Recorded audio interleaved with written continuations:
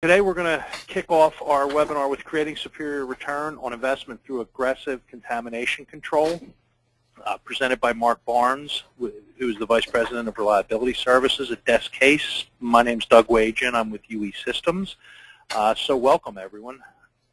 We are going to initially go through just one or two slides. I just want to introduce sort of who we are and what we do.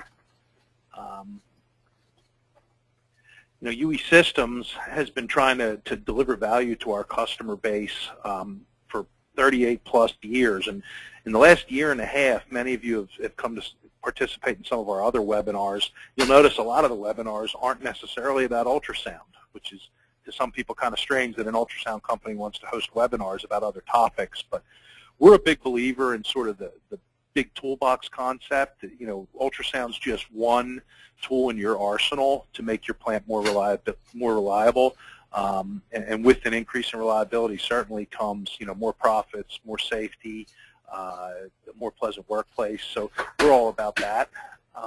So you'll see a series of webinars once a month that have to do with anywhere from, how to analyze bearings to how bearings fail, to contamination control, to electrical systems. All these pieces make up the whole puzzle. So we're looking to bring as much value to you as we possibly can.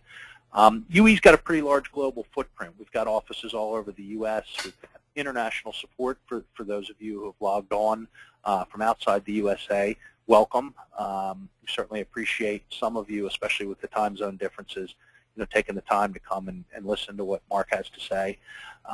So anyway, we try to offer the best customer support we can, and whether that's specifically about ultrasound or whether that's delivering value to you in other ways, we like to do that locally. So if there's any questions on where you can get support in your region, certainly don't hesitate to contact us. At the end of this webinar, sometime in the next day or so, everyone who's logged in is going to receive what we call an interactive information kit.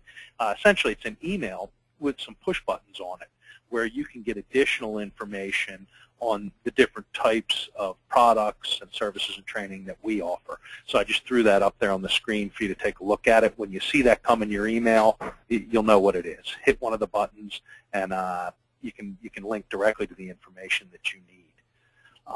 So hey, I want to welcome you, Mark. Thank you for the second week in a row, taking some time out. I've known Mark for a long time. I'm not even sure how many years, but one thing about Mark is really one of the top experts in the world in the field of lubrication-related issues. He's a great presenter. He's got a really cool accent, so I think you're going to really enjoy today's presentation. So I'm going to go ahead and give over the program to you, Mark. You should see that in just a second. Thank you and welcome. Okay. Thank you, Doug. Can you see my screen? I can. Excellent. Good. Well, it sounds like technology is working this week. I'd like to extend my welcome to everybody. I appreciate you taking time out of a busy workday, and particularly want to thank Doug and Gary and the team from UE for allowing Desk Case and myself to participate in the webinar series. Hopefully you're going to learn something today, and as Doug said, as we get toward the end of the presentation, if you do have questions, by all means, if you want to jot down a note through the GoToMeeting instant message, by all means do so, or my email address or contact details will be on the last slide. I'd be happy to talk to you at any time. So what I want to talk about today is the impact that contamination control has on equipment life, and particularly the control of contaminants within the lubricant. You'll get a lot of information that's been published over the years about the impact that contaminants play on the life expectancy of a machine. So what I want to do is kind of take you through sequentially. We'll first talk about how contaminants actually impact a machine. We'll talk about how we can understand their impact. And then I want to take you through kind of a three-step process. How do we build an action plan to mitigate the effects of contamination? How do we actually control contaminants? So we won't get into specific details around filters and breathers and so on, but we'll talk in general terms about how we do that. And then lastly, at the end of the presentation, I want to show you a couple of case studies. One will be from a mobile application, the second from a large paper machine. But talking about how, through aggressive contamination control, we can really help to avoid a lot of the costs associated with maintaining equipment. And of course, that's really what we're all after here. We're all about increasing equipment reliability, reducing overall operating costs, and of course, maximizing operating time, and of course, decreasing the downtime that we have there. So first, I want to talk a little bit about why our machines fail. There's a lot of information, as I said before, out there about machine failure. This is perhaps the most common study people refer to. It was published around the mid-2000s by a professor out of MIT. His name was Rabinovich. What he looked at was the impact that lubrication and tribology in general had on what he defined as loss of usefulness. Before we get into talking in more detail here, I want to define for you at least what I think he meant by loss of usefulness. Most of us think about a machine failure as the machine is in pieces on the ground, the bearings are in several different pieces. Of course, the machine is shut down, the plant is down, production is down, and everybody's running around as quickly as they can to get things back online. And of course, there's no doubt that that's a machine failure. But I want to propose to you perhaps a different view of what a machine failure might actually be. If you think about, for example, rolling element bearings, if you look at the life expectancy of a rolling element bearing, bearing manufacturers can actually calculate from a theoretical perspective how long an element bearing should last, and it's based on factors such as load and speed and so on. But generally, they refer to that by a term called the L10 life, and some of you may be familiar with that terminology. If you're not, L10, which is written capital L subscript 10, the 10 stands for 10%, and it's a probability of failure. So, for example, if a bearing is rated with an L10 life of 100,000 hours, what they're stating is that from a probabilistic perspective, there's a 10% probability that within 100,000 hours that bearing will fail. Well, anybody that knows me will know I'm more of a glass half full kind of guy. I always like to see the positive in everything. So if we turn that L10 life around, instead of saying a 10% probability of failure, let's say a 90% probability of success. So if you have an element bearing in a specific application that has a rated L10 life of 100,000 hours, you have a 90% probability, at least in theory, that that bearing should be running 100,000 hours from now. Of course, if we're running in a continuous process, 100,000 hours represents somewhere around 11, 12 years. And when I go to plants, one of the common questions I ask people is, what kind of lubrication-related problems do you have? And some of the responses you get are quite remarkable. People will say, well, frankly, we don't have any lubrication failures. And I have a common response to this. I kind of look around and I look at the plant, and maybe the plant was built in the 50s or 60s or 70s, and kind of raise my eyebrows and say, guys, you guys ever replaced a bearing? And of course, the surprise is, well, of course we replace bearings. We do vibration analysis. We do a great job of finding bearing failures before they become catastrophic, and we correct the problem. But I want to propose to you that a bearing that has a rated life expectancy of, let's say, 100,000 hours, well, if it's supposed to last 100,000 hours, perhaps if we only get 5 years, which translates to somewhere around 40,000 hours, perhaps we have some opportunity to extend the life. So when I say loss of usefulness, I don't just mean catastrophic failures. I mean any machine that fails to reach its natural life. A good analogy that I often use when I'm teaching classes is to talk about a vehicle. Let's say you win the Powerball lottery. You're going to go and buy a brand new vehicle off the lot. You buy that new vehicle. You drive it for 50, 60,000 miles. And suddenly you're driving along the highway and you hear this strange clunking noise. You take it back to the dealer. The dealer says, yeah, you know what? It's at the end of its useful life. We would all feel cheated if you bought a brand new vehicle and it only lasted 50,000 miles. I think most of us would feel pretty cheated by that. So what we're talking about here is any machine that doesn't reach its theoretical life projection, there's an opportunity for some cost avoidance.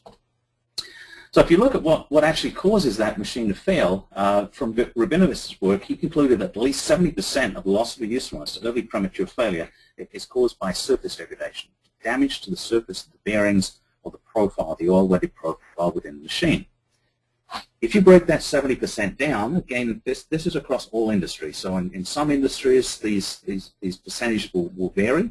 But if you look at that 70%, Typically, people will say about 20% of that is due to corrosive wear. Well, if we think about what causes corrosive wear, obviously the most common cause of corrosive wear is the ingression of water and other corrosive materials. And as that material is in contact with our machine surfaces, the surface profile starts to be damaged. As that surface profile is damaged, obviously the life expectancy of that machine is significantly reduced. Well, if we think about it, how do we eliminate or reduce the amount of corrosive wear? It's pretty simple. Keep the corrosive material out of there. So that includes, of course, keeping moisture out of the machine, keeping other corrosive materials out of the machine. The other 50% of that 70% is due to mechanical wear. And that's a pretty broad category. I mean, mechanical wear is kind of a catch-all. So if we look a little bit deeper and we talk about the types of mechanical failure modes that machines experience, there's a number of different failure modes, but the most common you'll see listed on the screen. By far and away the most common is what we call abrasion. On average, about 66% of all machine failures can be attributed directly or indirectly to abrasion. When you dig into abrasion a little bit deeper, you'll actually find there are two types of abrasion. The first type is what we refer to as two-body. And two-body abrasion is very simple. If you have two machine surfaces, two metal surfaces, the role of the lubricant, of course, is to separate those two metal surfaces. Well, if for some reason that lubricant is not doing its job, perhaps there's not enough lubricant, we haven't greased the bearing properly, or perhaps the viscosity of the lubricant is too low, or there's some other reason, then those two surfaces, of course, are going to come in contact. As they come in contact and they start to rub, we're going to generate wear, and that is wear that we refer to as two-body abrasion. Well, that's avoidable, of course. Two-body abrasion can be avoided simply by making sure we have the correct lubricant applied in the right quantity at the right time, and it's kept in that quantity. And of course, that's one of the things that the UE tools can help you do. But the other type of abrasion is what we refer to as three-body abrasion. And three-body abrasion is where you have the same two surfaces, but now we have a third body, and that third body is trapped between those two moving surfaces. As those surfaces start to move, the material is removed from one or other of the moving surfaces, the metal surfaces, and that, of course, can create premature wear. So combined, two- and three-body abrasion can account for as much as 66% of all premature machine failures. Next category is adhesion. Adhesion is caused by incorrect lubricant selection or overload conditions or something of that nature. Then we look at erosion. Erosion is commonly found in things like hydraulic systems. Hydraulic pumps and valves, very common place to get erosion. And it's caused by particles entrapped within a very fast-flowing fluid, knocking off things like the metering edges of our valves, creating perhaps leakage within the valve, and loss of action within the valve. And then the fourth one we have there is what we call fatigue. Fatigue is found in most metal surfaces. Eventually, most machines will fail due to a fatigue-type failure. But premature fatigue can actually be induced by the presence of contaminants like particles and moisture. And we'll talk a little bit more about that as we go through. So in general terms, we could conclude that of that 50% of mechanical wear that Rabinovitz concluded was causing surface degradation and loss of usefulness, 82% of that potentially is directly or indirectly related to particle contamination. So how does that work? Well, I talked already about the impact of three-body abrasion and how that particle trapped between the moving surfaces can create mechanical wear. I talked about the effects of particles on rolling contacts. When we get a particle trapped between perhaps the rolling element of a bearing and the raceway of that bearing, it can localize force and cause stress waves to propagate within the bearing. Eventually, those stress waves create cracking on the surface, and that leads to what we commonly refer to as a fatigue spot. Of course, not all fatigue spots are caused by particle contamination, but a large percentage of them are actually precipitated, initially caused by the impact of either particles or moisture within that oil-wetted surface. It becomes an abrasive particle, and we get three-body abrasion. The same thing applies to adhesion. Adhesion is not a failure mechanism that's directly caused by particles, but any wear mechanism that creates particles internal to the machine eventually will create a particle-induced failure. Again, it's not the root cause, but the particle is going to help precipitate the process of failure to the point where if we don't do anything about it, of course it will become a catastrophic failure within the machine. So what size of particles are we talking about here? Well, what's important here is to understand the particles that we care about are what are referred to as dynamic clearance size particles. And dynamic clearance is a little bit different. We're not talking about the clearances or the interference bits that we use when we're assembling machines. We're talking about how far apart are oil wetted surfaces under normal operating loads, speeds, and temperatures. So if we look at some of the common classes of equipment that we care about, if you look at an element bearing, for example, a deep groove ball bearing in an electric motor, we're talking about just a few microns of clearance. And a journal bearing, typically a little larger, but anywhere from half to maybe 100 microns. In an engine, if you think about particularly the ring to cylinder interface, now of course in an engine, the ring to cylinder interface is a pressure seal. The compression ring is there obviously to create compression. We've got the oil ring as well. But those are very, very tight clearances. They're tight clearances by design. If you think about the separation between that surface of the ring and the inner line of the cylinder of the engine, very, very tight clearance, just a few microns. Same deal with our rod bearings and main bearings. These, of course, are journal bearings within an engine. If we look at hydraulics as an example, we look at different types of pumps, like a vane pump. The ring-to-vane interface in a hydraulic vane pump, very tight, just a few microns. The same thing would apply in a piston pump. In valves, in hydraulic valves, things like servo valves, typically very, very tight clearances, just a few microns. So if we look at the different types of clearances here, everything kind of falls between a half and perhaps 10 microns. And that's pretty important, because that's what we call the silt-sized particles, and it's silt-sized particles that creates all of the problems within our machine. So if you're not familiar, you may have heard the term micron before, but maybe you're not completely familiar with the order of magnitude that a micron represents. If you look at the typical profile of a human hair, cross-section of a human hair, that's 65 microns. If you look at 25 microns, 25 microns is about 1,000th of an inch. Put it another way, I'm sitting here in my office, and if you look at bright light, and you see a little dust flying through the light, and it just kind of glints. Well, my little 6-year-old daughter calls fairy dust. Just as you see that fairy dust passing through the light, or that little particle that you can instantaneously see with a bright light is probably 30 or 40 microns in size. So the size of clearances we're talking about here are about 1/4 of that fairy dust. We're talking about 10 microns and smaller. But in other terms, 2 to 3 microns is about the same size as a red blood cell. So these of you on the line from a steel mill or a paper manufacturing facility or a mine or any general manufacturing plant, think about that just for a second. It's the red blood cell sized particles in the air in your environment that we care about. It's not the big chunks, it's not the boulders, it's not the grit that you can feel between your fingers. It's that tiny, tiny microscopic red blood cell sized particle that's going to create the problems. But it's not just about the size of the particle, it's how many particles are within the machine. Now, if you were to take a new barrel of oil, completely clean, completely dry, fresh from the manufacturer, and you were to put in just a teaspoon of dirt, just a very small teaspoon of dirt, and mix that teaspoon of dirt within the machine, you would create a particle count that will give you what's called an ISO particle code of about 19, 17, 14.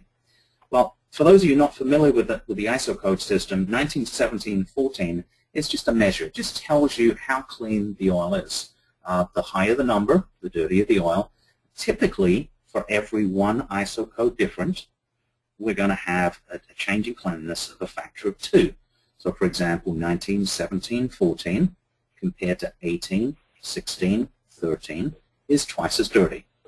Now, if we look at a average hydraulic system, maybe a 2,000 psi, it's got a vane pump, maybe some servo valves, the typical cleanliness levels that we would need for that type of application would be somewhere around perhaps a 15, 13, 11, somewhere in that range. So we're talking about 1 teaspoon of dirt creates an equivalent 3 to 4 ISO code dirtier oil than we should ever use in that hydraulic system. To give you an idea of what that means, 3 to 4 ISO codes. 3 ISO codes is 8 times dirtier. 4 ISO codes is 16 times dirtier. To give you another kind of sanity check, that's about 1 billion particles. That drum of oil that you think is fresh and clean and new has 1 billion particles in it. Well, you might think, well, obviously I'm not going to dump a teaspoon of dirt into my oil every time. But you actually are, because anytime you buy a new barrel of oil, unless you've done anything specific, or the lubricant supplier has done anything specific, that oil will always be too dirty for critical applications. So typically what we try and do is to ensure that before we use any oil, we actually pre-filter the oil before it goes into the critical application. So again, unless your supplier is doing anything specific, new oil that you receive from your manufacturer, it doesn't matter who you buy your lubricant from, new oil from your manufacturer will not be clean enough for critical applications. The other contaminant I want to briefly touch on before we get into the next phase of the presentation is to talk about water. Of course, in some environments, in some industries, water is more of a pervasive problem than particles. You know, there's an old adage out there that oil and water doesn't mix, but in fact, to some extent, it actually does. Water is somewhat hygroscopic. What that means is that it has an affinity for moisture. So if you sit an oil in a humid environment or even in a regular ambient environment, that oil will start to absorb moisture. Well, initially that water goes into what we call the dissolved phase.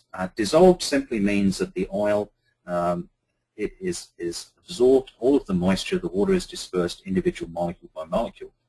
I'll give you a simple analogy. It would be like taking water, putting in a little bit of salt or sugar, and being able to dissolve that salt or sugar within the water. Unless you were to taste the water, you wouldn't know there's any salt or sugar in there. You can't see crystals. Everything's completely dissolved. But as you start to increase the concentration of water within the oil, you get to what's called a saturation point. Again, using my sugar or salt analogy, as you add more sugar or salt, eventually you get to a point where the water can't absorb any more of that salt or sugar, and the sugar or salt remains in the crystal form.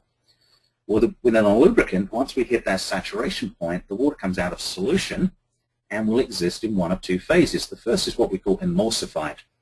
Emulsified water within oil is something that most of us have seen before. It's that kind of chocolate milk or that kind of cloudiness that we see within the oil. The other phase of water in oil is what we call free water, and that's the water that sits on the bottom of the sump that if we're able to, we can drain that off the bottom. The reason this is important is because, with the exception of electrical transformer oils, dissolved water is not as much of a problem. But once that water comes out of solution, becomes emulsified, it becomes free, it starts to destroy the lubricant film, it starts to promote corrosion, and creates other problems within the machine. So again, in industries where water is an issue, maybe around the steam turbine in a power plant, or in a paper machine, or in a steel mill, or a food production plant where we have washdown, oftentimes we find that water is as much of a problem, if not more of a problem, than the particle contamination that's in the environment. So as I promised at the beginning, I wanted to first of all give you a flavor, a feel for what contamination can do within the machine, but then help you understand how to set an effective strategy to create this return on investment that we talked about. There's a three-step process that we always go through. The first one is to set your goals and targets. There's two steps to that. First is to set engineering goals. What target for particle cleanliness, moisture are acceptable within a given machine? But the second step of that is, if you're not reaching those targets, if your machine is dirtier than the target, let's set goals, set targets for improving, and build a business case to make that improvement. Okay, so we'll talk about that as we go through here. Once we've got our targets and limits set, we then obviously need to take action.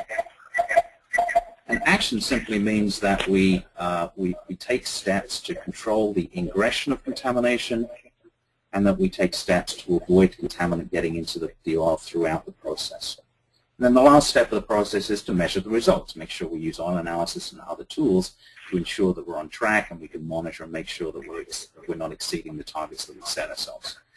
The important part is that when we create a business case, it's very important that we can complete the loop. In other words, we monitor what we're doing, and we use that to validate that the business goals that we set in the target setting phase has done the job. And I'll show you how we do that as we go through here. So first is setting engineering limits. Please don't take these as kind of gospel truth. These are just some examples. But first you need to understand what the acceptable level of particle contamination and water contamination are within the machine. That will vary based on machine type. So a good example would be hydraulics versus gearboxes. You can afford perhaps to run a gearbox a little bit dirtier than a hydraulic system. But again, we need to set our targets appropriate to the machine and perhaps componentry within the machine.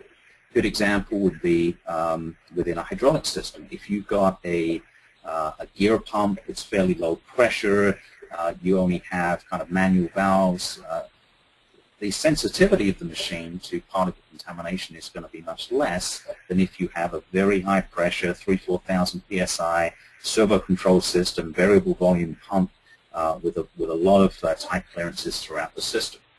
Again, our levels need to be set based on type of equipment, criticality of the machine, and the sensitivity of the components within that machine to a contamination-induced failure. The challenge that people always have is that they set targets, they measure the oil's cleanliness, they go to the manager and they say, hey, Mr. Manager, my ISO particle count is 3 ISO codes higher than it should be on our ISO VG32 turbine oil, and we're afraid about additive scrubbing, and we think we're going to get water washing.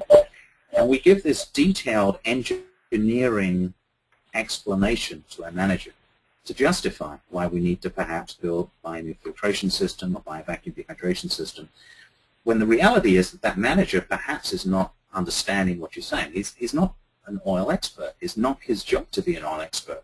Our managers really manage to one engineering unit, and that unit, of course, is dollars and cents. So we need to think about how we convert the engineering, if you will, of the improvement plan to a business plan. And that's where we get to this concept of creating a superior return on investment that we talked about right at the beginning of the presentation. So this chart is a good way of doing this. What this shows us is the relative life of any oil-wetted component within the machine relative to, in this case, particle count. So what you'll notice right off the bat is if we keep the oil in a dirty condition, the left-hand side of the curve, the relative life of the machine is going to be less than, in some cases, less than 30%. As we progress to the right-hand side of this graph and the oil becomes cleaner and cleaner, you'll notice there's an exponential improvement in the life expectancy of the machine. And you'll notice there are different curves here for different types of machines, gearboxes, engines, bearings, element bearings, journal bearings, and so on. The bottom line is that we can use this graph to help us start to build a business case. So how do we do that? Well, very simple. We have to start assembling data. So here's a simple example this happens to be from some generators. These are diesel generators. They're used on drilling rigs. We're looking at the number of operating hours in a year, the current versus extended oil drain interval that we think is possible through contamination control, including costs around oil change, not just the raw cost of the oil, but the labor to change that oil, and then looking at the what we call MTTR, mean time to rebuild. So in other words, is this engine being rebuilt every 25,000 hours, or can we extend it? And remember, these life extension charts show us how we can extend that life. By getting that oil cleaner, can we extend the life of the equipment and push that rebuild out from 25,000 hours to, in this case, proposed 50,000 hours? Now, I'm going to go through the math, but basically we look at current situation, we calculate how much the costs are currently, we look at what is possible through aggressive contamination control, and we calculate what the savings will be. Well, that's just a starting point. What we're looking at here is a cost avoidance in a year of about $1,880 on one engine. Well, you know, for you and I, $1,800 is a lot of money, but for most companies, $1,800 may not seem like a lot of money. But when you put it into what we call the macroeconomic business case analysis, you'll see exactly what a profound effect this has on the company.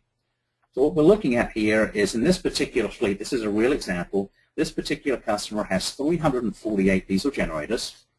Remember the cost of avoidance every year, cost avoidance was somewhere around $1,880 per year.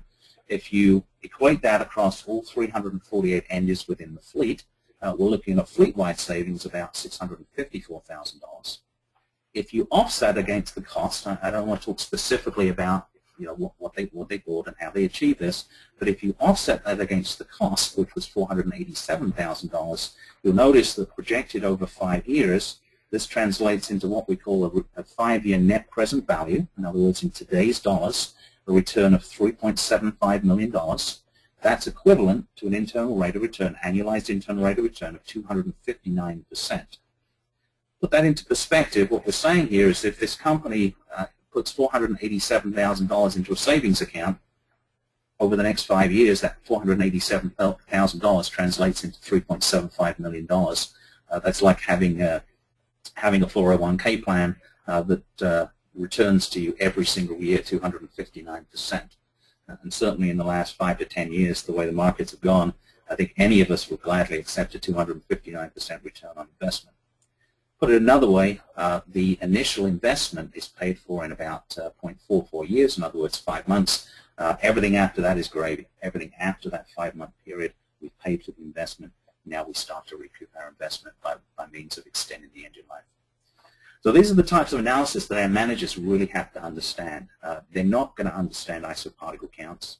We're not going to be able to explain to them what isoviscosity code means or what additive is in a particular type of oil. They don't need to know that technical information. What they need to know is the economic impact of controlling contaminants. So that's just a little bit about how we set targets. The next step is to do something to control contaminants. 2 steps there. First is exclusion, second is removal. Again, we're not going to get into specific details about any products here. But what I can tell you is always start with exclusion. It costs about 10 times as much to remove a particle or remove moisture once it's gone into the machine than it does to keep it out in the first place. So make sure you're using good quality filters, make sure you're using good quality breathers, make sure your new oil is pre-filtered before you put it into the machine. Your seals are in good shape. You're not opening up the machine to the environment every day to do a basic inspection like a level check. Anything you can do to avoid letting the outside world get into the machine, you should do right up front. Of course, we all understand that even if we do that, there is still going to be a need for filtration. So then we have to look at things like upgrading the full flow filters we have on the machine, looking at options around offline filtration, whether it's permanent offline filtration or using a filter cart for portable offline filtration. If we're trying to remove water, looking at things like vacuum dehydration or polymeric water absorbing elements, centrifuges. If we have other problems like varnish or air, looking at different technologies that allow us to remove those other contaminants. Bottom line is exclusion first, followed by removal. And the first step in that process is having good data. People will tell you without good data, everybody is guessing, and it's really true. We don't have time in this webinar, of course, to go through the elements of a good oil analysis program. But if you are predicting a $3.75 million savings on the back of a $487,000 investment, you better have some pretty good data to back up that business case. It's very important that you have a good oil analysis program. It's selecting the right machine, making sure the sample is from the right location, making sure the lab that's doing the testing is getting accurate data and accurate results to you. You're doing the right tests. Not every lab is going to do all the tests we need. We want to make sure that we're doing the right tests to validate what we're doing, making sure the alarms are set up properly and so on. Oil analysis is kind of the key. Without the oil analysis data, you're really just kind of shooting blind. You're guessing as to whether those corrective actions are having the desired effect. So to kind of wrap things up here, I want to take you quickly through a couple of case studies and talk about how contamination control and how creating this business case analysis can really help. The first is from a diesel engine. And very quickly, I want to talk about diesel engines and how they wear. If you look at data from people like Cummins and General Motors and other large manufacturers, what they'll tell you is that the wear rates within an engine are really caused by particles sub 10 microns. And that kind of stands to reason. Remember we talked about dynamic clearance. 3 to 10 microns is the dynamic clearance within the engine. So any particle in the same size as that dynamic clearance is what is going to cause the problems. Well, that's an issue because if you look at most full flow oil filters in an engine, most full flow filters are less than 60 or 70% efficient at removing 10 micron particles. Once you get down to 5 microns or 3 microns in an engine, most full flow filters really are doing nothing to remove those particles. So we've got a difficult situation here. We've got engines that are failing with particles that our full flow filter cannot remove. It's a problem. So how do we control these contaminants? Well, the first place to start is with new oil. As I mentioned earlier, new oil is not clean oil, so we need to look at taking that new oil, whether it's from a barrel or if it's bulk engine oil, or your bulk tanks and your bulk supply. However you get your new oil, make sure that that oil is pre-filtered before it goes in the machine. Remember, it costs 10 times as much to remove the particle after it gets in the machine than it does to exclude it in the first place. Once you've done that with an engine, the next step, if you want to control contaminants below that, is to use what we call supplemental engine oil filtration. And to explain how this works is, again, remember that the full flow filter cannot remove particles below 10 microns. There's a reason for that. It's full flow. If you reduce the micron size of that filter, you're going to restrict the flow. If you restrict the flow enough, you're going to starve your engine of lubricant. So the way we handle this is to accept that the full flow filter is less than efficient. We then take a small slipstream, probably about 5 to 10% of the oil flow. We take a slipstream using a flow control valve.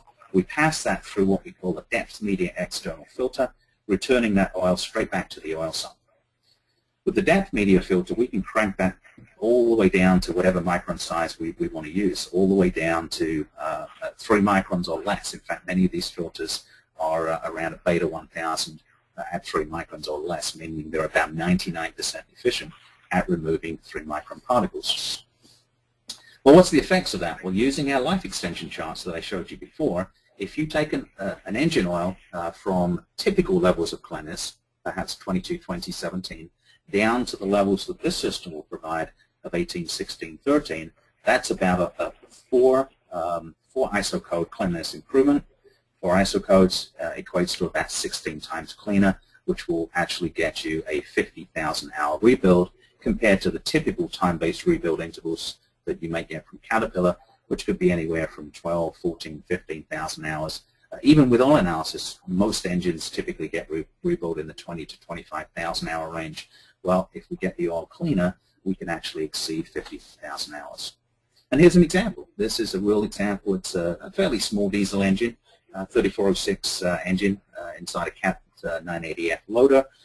In this case, it was not a particularly efficient filter, a 6 micron external filter. The result's pretty dramatic. If you look at the ISO code before, the standard OEM filtration 1916, after supplemental filtration down to 1512, again, a 16-fold improvement in cleanliness. Took the rebuild life from 14,500 all the way out to 5,200 hours. Well, if you look at the cost, typical cost of a top-end rebuild, it depends on the amount of rebuild that we're doing, but typical top-end rebuild might be in that $12,000, $15,000, $20,000 range. In this case, this customer estimated that annual rebuild cost to be about $21,000. Well, by extending the life by a factor of 3, we can actually cut that rebuild annual rebuild cost into a third, equating to a $14,000 savings per year. The investment, $900. Tremendous return on investment just by a little bit of contamination control and understanding what's at stake. And here's that same scenario in a business case analysis across the fleet. I don't want to go into the details here, but again, that same $538,000, 259% return on investment. And then the last one I want to kind of conclude things with here is to talk about the impacts of moisture and particle contamination, in this case on an element bearing. There may be some folks on the call today from pulp and paper industry, but you guys will know those large bearings you have on your paper machines, very expensive to replace. The amount of downtime that is incurred whenever we do need to replace one of those bearings, very, very significant. So the health and the life of those bearings is very important. And that's, of course, one of the reasons why we have such a strong focus on vibration analysis in that industry. Well, what I want to look at is the life expectancy of element bearings relative to water concentration. So in this case, this is a life extension table not for particle contamination, but moisture contamination. So if you're running an element bearing with an oil that's cloudy, typically cloudy oil, whether it's a paper machine oil or hydraulic fluid, cloudy oil means the oil's probably got 500 to 1,000 parts per million of water. Well, at 500 parts per million of water, the relative life of an element bearing, which is my orange graph there, the relative life of an element bearing is about 1/3 the L10 life of that bearing. If you are able to reduce that moisture content down to 100 parts per million, you get down to 100% of L10. In other words, you increase the life expectancy of that bearing by a factor of 3. Now, I want to make one thing very clear here. These life extension tables only work when you understand what the dominant root cause of the failure is.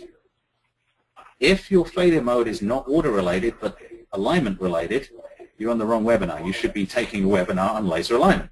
But if you think or believe that water is a driving factor behind poor reliability of bearings, this can help you turn that into a business case that will help management understand what's at stake and help you, of course, get the funds to invest in what you need to do.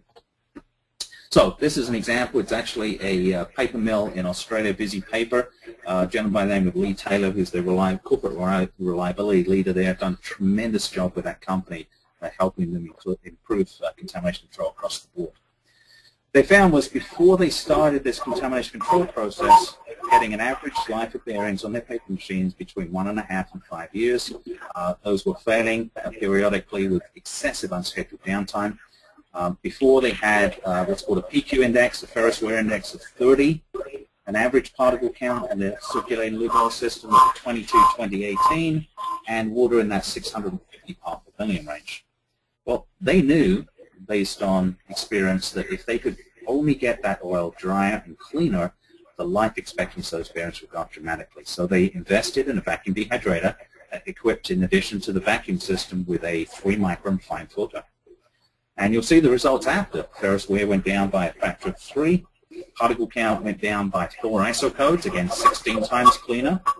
Water contamination went from 650 down to just 50 parts per million, below the saturation point, which gives you a projected life extension of a factor of 3. Well, great in theory.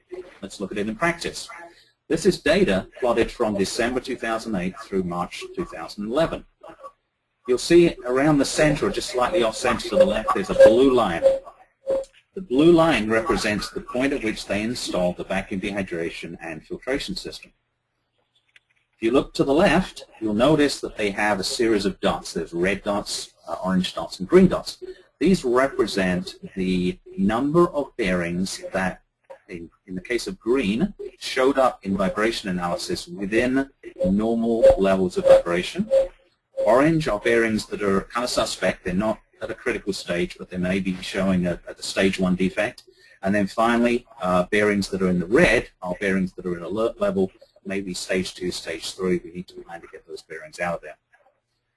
You also notice that across there are a number of black dots. These represent times when bearings were replaced because of various problems.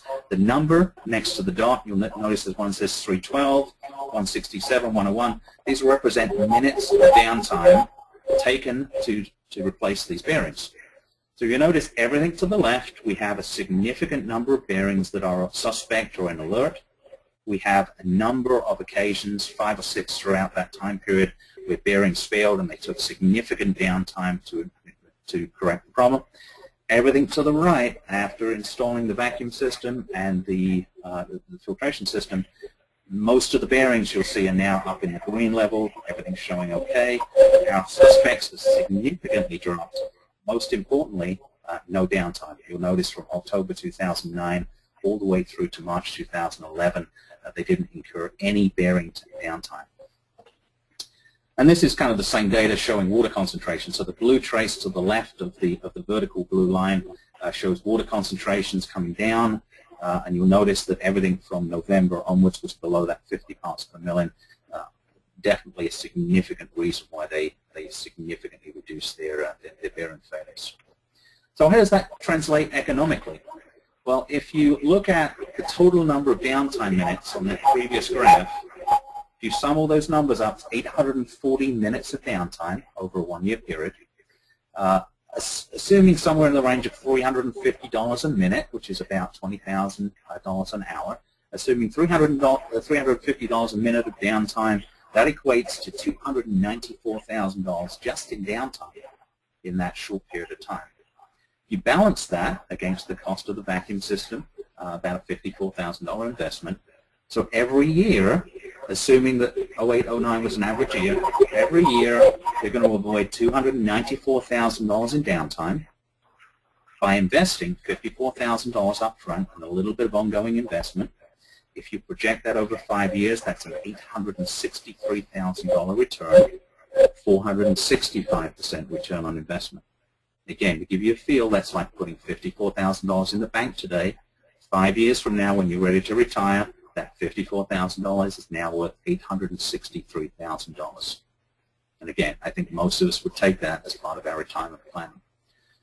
So I hope you can see here, once we understand the engineering and how to build a plan and create this business plan, this process of engineering a new and improved strategy, we can really start to see some very significant returns on our investment. The key is to get a plan. If you attack this kind of in an ad hoc fashion, you can waste a lot of money tackling problems that really don't exist. But if you take the time to understand what the problem is up front, understand the best solution to improve the problem, and build a business case analysis backed up by good oil analysis, you really can start to see some pretty tremendous returns on investment from some of the opportunities. So the key takeaways, I hope in this short period of time you've learned that of all the failure modes within an oil-weighted machine, polymers and moisture are perhaps the most damaging. They have the most dramatic effect on the reliability of the equipment and the mean time between failure of machines. If you know or suspect that contamination is one of the leading causes of failure within your machine, if you take the time to build a business case analysis, I've been doing this for 17, 18 years now, it's almost every single time you can show a very positive return on investment if you take the time to build a compelling business case based on improving contamination. And you know, I often hear people say, well, Mark, this is great in theory, come to my plant. You know, there's dirt everywhere, it's hot, it's humid, you know, we've got less than perfect maintenance crews and so on. You know, these are excuses. I've seen contamination control strategies work in even the worst environments. Again, it comes down to having a proper plan, set targets, understand how to achieve those targets, and build a solid business case to ensure that managers buy into the process. So with that, Doug and team, I'm wrapped up on the presentation part. I wasn't really keeping track of the time, but it looks like we have about 10 minutes before we're supposed to wrap up, so I'd be happy to answer any questions. Mark, I've got just a couple of questions that I wanted to ask you live, one of which is, in your experience, what's the worst where oil gets contaminated? Does it come from the supplier? Is it stored? What's sort of the worst thing? How to focus on one thing? If you had to focus on one thing, it's I noticed that we did have a question on you know, what's the average cleanliness of new oil. So maybe I can answer that question while answering your question, Doug. Typically, new oil from a supplier will be in the range of 18, 16, 13 on a good day with a low viscosity fluid. For a heavily or let me rephrase that. For a higher viscosity fluid like a gear oil, it will be much dirtier, 19, 17, 14, maybe even 20, 18, 15. Frankly, the biggest place machines become contaminated is by intrusively allowing the environment to get into the machine during normal course of operation. So that includes, for example, not having the correct breather on the machine. So as the machine cools down, shuts down, sucks in air from the outside, there's no breather there or no proper breather to prevent contamination. It's from intrusive entry into the machine, so pulling out the dipstick on a gearbox to check level, exposing the oil to the outside environment, or doing intrusive checks, or adding oil without keeping that oil free from the environment. So to answer your question, Doug, it's the process of getting oil from the barrel into the machine is typically the one place where contamination gets into the machine in the biggest way. Okay. Fantastic. One other, is there anything quick, simple, you know, first step when some of these guys go back to their plants to either take a look at or to just make the first step in the right direction for contamination control? Yeah, I mean, the place to start, as we always talk about, is ingression. So if you're going to go out in the plant later today and try and take those first steps, take a critical look at all of what you would deem to be critical assets in the plant and ask yourself one question. Am I doing everything I can to exclude contamination from the plant environment from getting into this machine? That would include looking at the breather, looking at the hatches and seal points on the top of the tank of the reservoir, and looking at the seals and making sure they're in good condition. So that's the key, looking at points of ingression where the plant environment can get into the machine on a daily basis. Excellent. Well, that's a lot of great information, Mark. And certainly you're welcome to email us with any questions if you can't get in touch with Mark. We left Mark's email address up for a little bit on the screen earlier. Email us if you can't get in touch with Mark. We can certainly get questions to him.